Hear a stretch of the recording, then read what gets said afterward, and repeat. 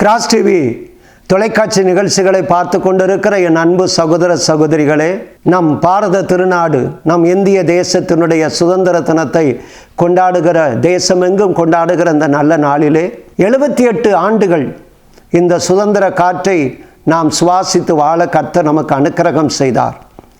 79வது ஆண்டினுடைய இந்த தொடக்கத்திலே எத்தனையோ தியாகிகளுடைய விளக்கரையும் இரத்தம் சிந்தப்பட்டு இந்த சுதந்திரம் வாங்கப்பட்டது. இந்த சுதந்திர நன்னாளிலே, இந்த 79வது சுதந்திர தினத்திலே உங்கள் எல்லாருக்கும் என்னுடைய சுதந்திர தின நல்வாழ்த்துக்களை நான் உங்களுக்கு கிறிஸ்து இயேசுவின் நாமத்திலே கொண்டு வருகிறோம். நம்முடைய தேசம் ஆசீர்வதிக்கப்பட வேண்டும்.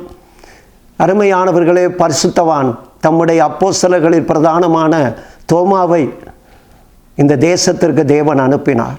பாவத்திலிருந்து, சாபத்திலிருந்து, வறுமையிலிருந்து, இருளிலிருந்து இந்த தேசம் விடுவிக்கப்பட வேண்டும் என்று தோமாவினுடைய இரத்தம் சிந்தப்பட, தோமாவினுடைய சரீரம் கோதுமை மணியாக விழுவதற்கு கர்த்தர் ஒரு தியாகியாய் இந்த தேசத்திற்கு அனுப்பினதற்கு ஒரு நோக்கம் உண்டு. யோவேல் தீர்க்கதரிசியின் புத்தகம் 2ஆம் அதிகாரம் 18வது வசனத்தின்படி, கர்த்தர் தமது தேசத்துக்காக வைராக்கியம் கொண்டு தமது ஜனத்தை ஆசீர்வதிப்பார்.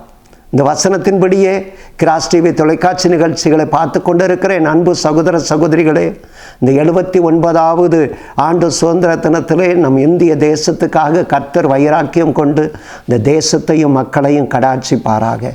ஆமென்.